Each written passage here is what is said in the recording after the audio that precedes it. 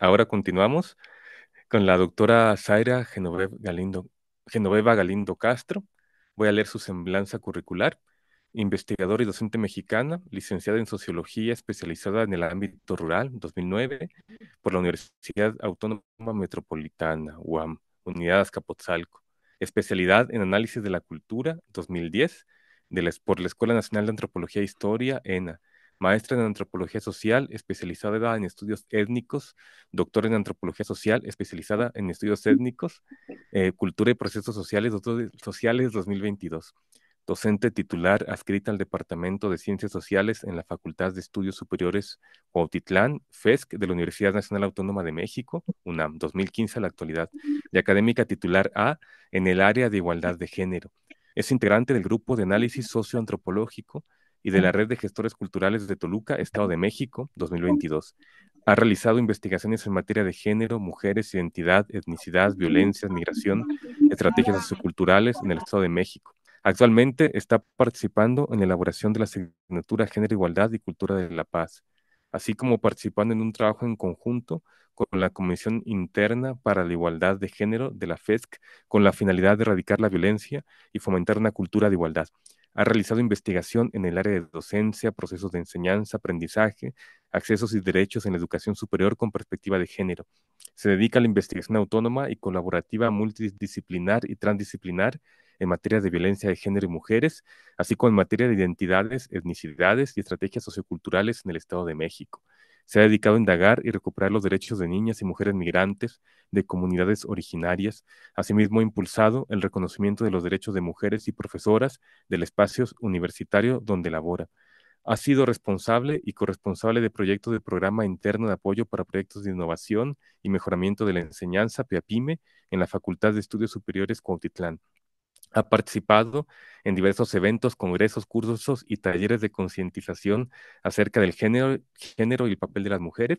Ha participado en diversos espacios formativos como conferencias, ponente, facilitadora, con temática de los derechos de las niñas y mujeres, identidades, así como temas de violencia, perspectiva de género, docencia universitaria, feminismo, etnicidad, antropología y sociología cultural.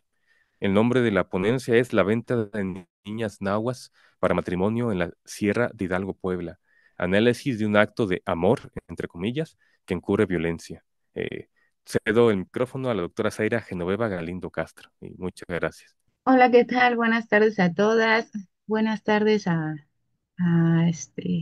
ustedes que están aquí, que estamos todos juntos reunidos, repensando y reflexionando desde este lado del sur, desde estas maneras en las que nos invitamos a cuestionarnos diferentes temáticas, sobre todo este eje que a mí me interesa, en el cual estoy participando, incidiendo en las formas de hacer revisiones en las temáticas de violencia, sobre todo en el caso de las niñas, de las mujeres.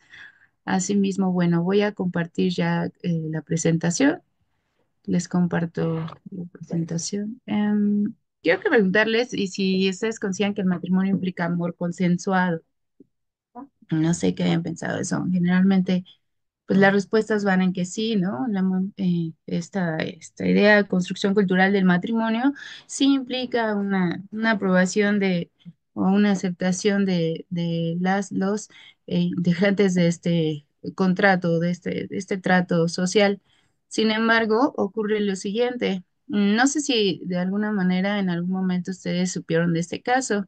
Les voy a compartir también este corto video. Sí, ¿verdad?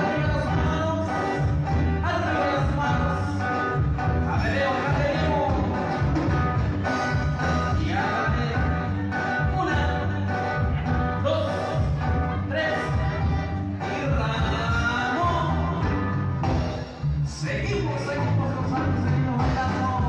Y el aplauso para la novia, que se escuche bonito. El aplauso para la novia. Y a la de una, dos, tres, y Ramón. Y todavía no, dice, todavía no. Seguimos entonces, seguimos. Y a la cuenta de tres, a ver si ahora sí. Y a la de una, dos, tres, y Ramón. Órale, pues, ahí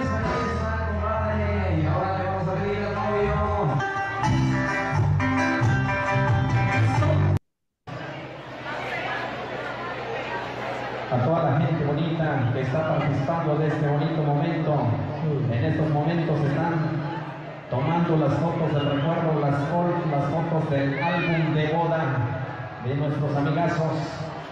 Un álbum que se va a conservar, termine pronto. Al contrario, queremos que perdure para siempre, que perdure más allá de la eternidad. Y a la cuenta de tres: una, dos y tres. ¡Salud! Beso, beso, beso, beso.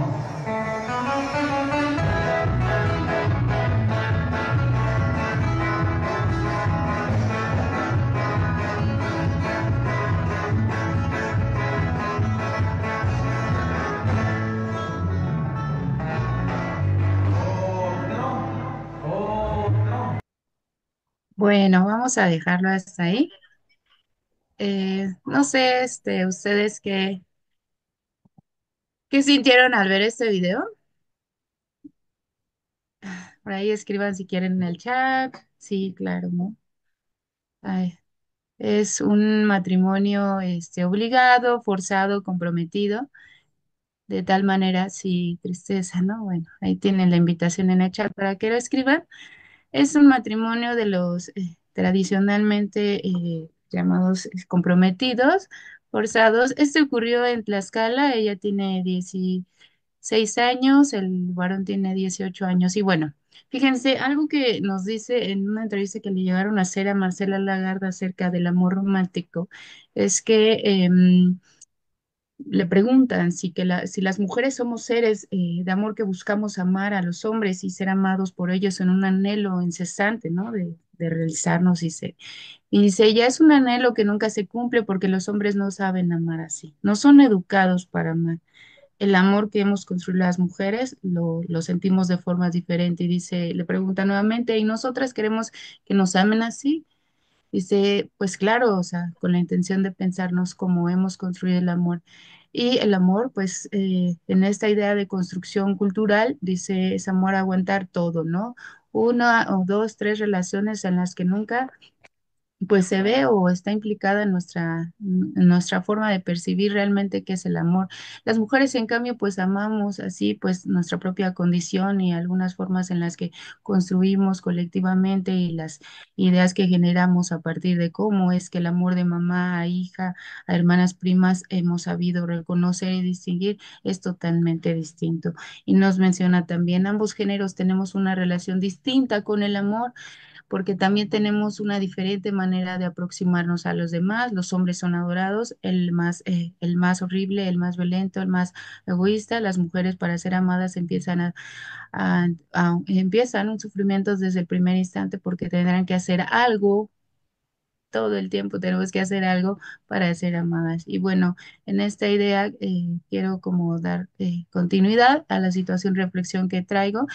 Esta situación de reflexión que he llevado a cabo desde hace 9 años, me he intervenido con las niñas de la Sierra Nahua, de Hidalgo, de Acasochitlán Hidalgo, una comunidad que se llama Chimalapa. Son niñas, jóvenes, mujeres en general, y la construcción del amor como una construcción de amor también como la tenemos nosotros, pero en este sentido comunitario hay ciertas características de tradiciones y costumbres o por costumbres que tienen que ser entregadas ellas como una práctica, ¿no? De dote o de relaciones o de contratos entre las familias. Hay violencia ya pues explícita está, ¿no? Cuando estamos en las relaciones cotidianas en las comunidades, las niñas ya se tienen vendidas o vendidas, comprometidas y forzadas a contraer matrimonios, ya sean con personas que no han conocido, es decir, el varón que no ha conocido nunca en su vida, ya sea con un adulto mayor, alguien que les vende alguien les deben dinero o alguien de un matrimonio los que tienen que establecer como acuerdos para seguir una relación comunitaria favorable en su lugar. Entonces empezamos a ver que esto tiene que ver con todo un sentido de lo que ya las ponentes anteriores han mencionado, un tipo de violencia estructural patriarcal ya explícita está en el entendido que todos están considerando que es parte de la cultura, o sea, una cultura de unas sociedades comunitarias que llevan unas tradiciones y costumbres, y entonces que las formas en las que están adecuadas ya no son cuestionables, ¿no? Entonces se pone en cuestionamiento qué está pasando con la vida digna y los derechos de las mujeres, de las mujeres en este estricto sentido, de las niñas, ¿no? Pues el objetivo, pues, de la investigación subyace que en algunos sectores comunitarios consideran estas prácticas tradicionales, ¿no? Son comunes, tradicionales. Este video que vimos, común, o sea, típico.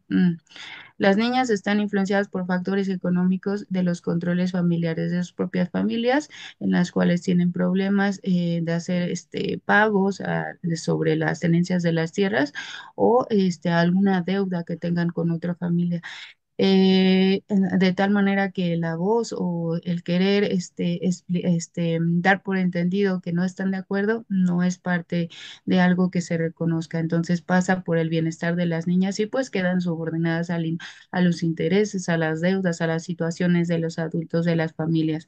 Se aborda también como las normas, estas normas culturales, estas prácticas tradicionales y hábitos legitiman estas prácticas en nombre del amor, las legitiman desde la familia, la comunidad y desde el municipio propio de Hidalgo, del caso Chitlán Hidalgo, en donde tienen, ya están conscientes de muchísimas prácticas de este tipo.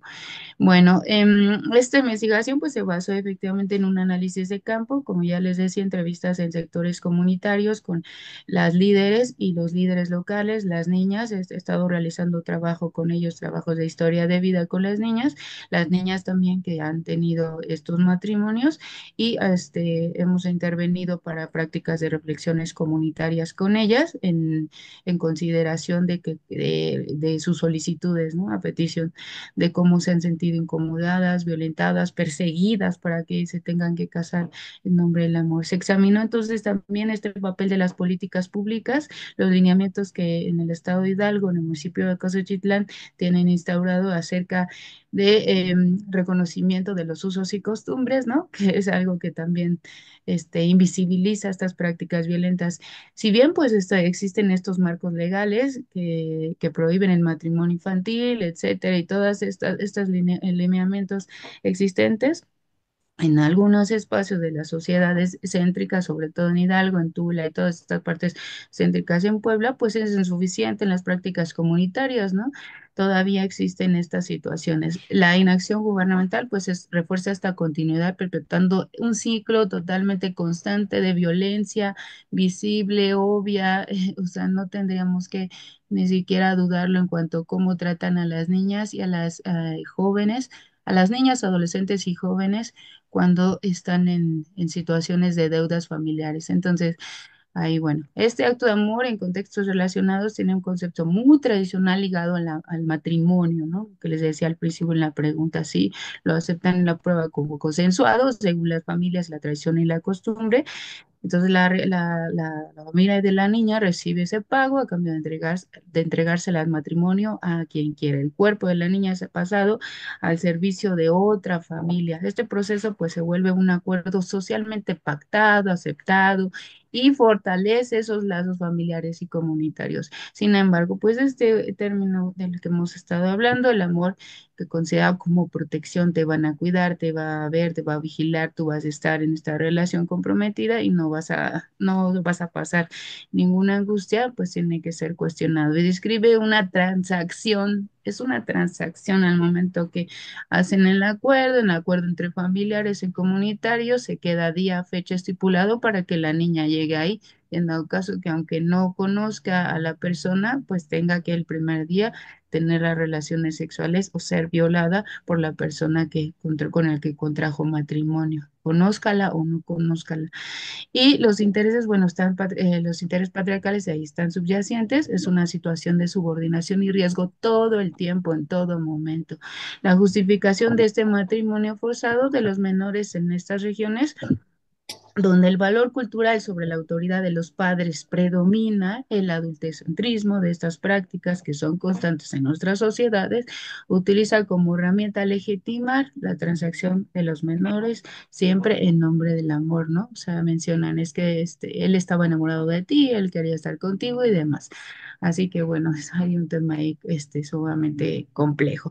Los discursos familiares y comunitarios sobre el amor y cuidado de las niñas se emplean para suavizar el impacto de esta transacción. Si la van a cuidar, va a ser una buena familia, la van a resguardar, no va a pasar ninguna situación ajena que la pueda dañar. Bueno, argumentando que este matrimonio temprano pues garantiza la estabilidad de su familia, no en deudas o estabiliza el estatus social, el status quo. Entonces, analizar estas historias personales de algunas niñas, adolescentes y jóvenes se revela pues la realidad inevitable. Estas prácticas generan situaciones sociales, emocionales complejas de las pequeñas en sus situaciones. Algunas de ellas han tenido pensamientos suicidas. Mencionaba anteriormente la ponente que por supuesto que en estas prácticas las situaciones se vuelven mucho más complejas cuando están intimando con sus procesos corpóreos de las niñas, ¿no? Las prácticas, pues, trucan oportunidades de las pequeñas en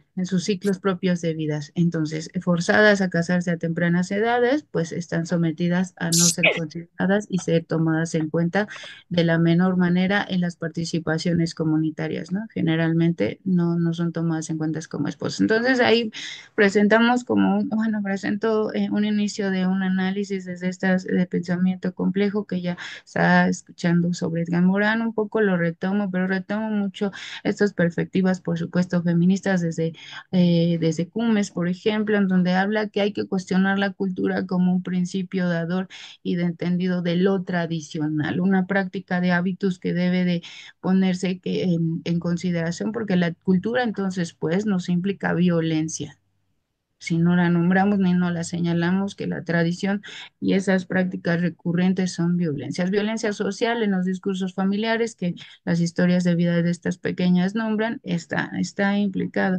La violencia relacional entre el individuo con el que se va a casar, con la idea del amor romántico, la idea del matrimonio, de la aceptación y el consenso, también está implicado en esta estructura de las tradiciones y las culturas, de tradiciones y prácticas culturales que devienen de un proceso violento.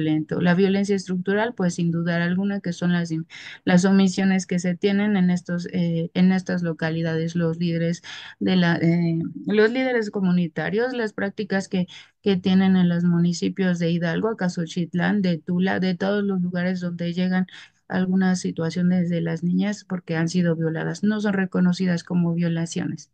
O sea, son pactos matrimoniales, tradiciones y formas que consuetudinarias.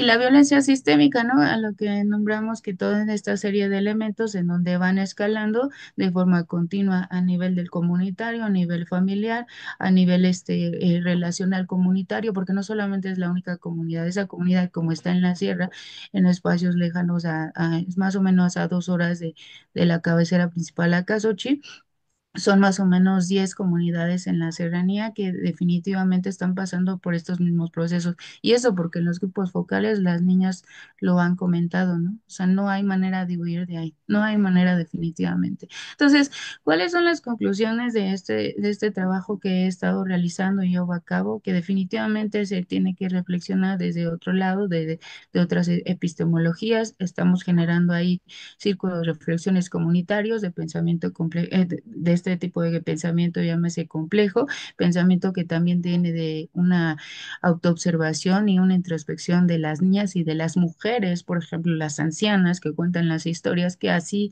había sido, ¿no? Así había sido y pasado en generación, ha ido trastocando estos elementos de sus cuerpos como transacciones, ¿no? Y como actos de subordinación de su existencia. Entonces, es una invitación a generar reflexión sobre la conceptualización del amor en estos contextos de violencia, una violencia estructural, yo lo decía, Y como esta noción es utilizada para justificar la explotación y la opresión de las niñas en las comunidades indígenas todo el tiempo, ¿no? Y si usamos todavía y agregamos la categoría de violencia de género, esto se hace más complicado porque eso invisibiliza todo este tipo de acciones violentas que están pasando las pequeñas. La venta de las niñas para los matrimonios en la Sierra de Hidalgo, Puebla, en estas comunidades que le digo, no solo constituye una violación de los derechos humanos de ellas, sino también exponen estas complejidades de enfrentar las prácticas culturales, la cultura misma, como ya se los he mencionado, en un marco de derecho, en donde pues es imperativo, ya necesario, encontrar vías de diálogo en las comunidades en donde están estos varones generando pactos comunitarios de aprobación de las violencias en contra de los cuerpos de las niñas y la vida y la existencia de ellas. Así, bueno, pienso que podrías transformar estas dinámicas y tomarlas en cuenta como problemas de verdad, ahora serios, que atraviesan todos los aspectos de la humanidad, porque pues como sabemos, no solamente es el único espacio en donde pasa, ¿no? Sino que también en otros en donde también se tiene que reconocer que están sucediendo y llevarlos a consideraciones y cuestionamientos donde generemos estructuras de análisis académico, pero como bien decía la ponente, también de intervenciones y de acciones en conjunto, no desde una donde estamos posicionados como académicos, sino también desde donde ellas o donde se está viviendo las violencias generan estos trabajos comunitarios de defensas, están reuniéndose en el caso de estas comunidades, las mujeres, las ancianas con mujeres jóvenes y adolescentes para generar pactos que ellas mismas puedan esconder a las niñas o llevarlas a otras familias que viven fuera de las comunidades. Entonces son acciones comunitarias de verdad muy interesantes que en lo cual, bueno, yo me siento agradecida y favorecida de poder dialogar conjunto las formas en las que hemos podido, lo voy a llamar así, rescatar algunas niñas que están viviendo ahora aquí en el Estado de México y que se dedican a actividades autónomas e independientes y bueno, están teniendo otra perspectiva de la vida. Muchísimas gracias. Muchas gracias, doctora Zaira Genoveva Galindo Castro. Me gustaría, por cuestiones de tiempo, preguntar si alguien tiene alguna pregunta o comentario, una sola para poder pasar a la siguiente ponencia. Sí, yo tengo una pregunta. Hola, Perfecto. hola. Sí, Profesor Armando.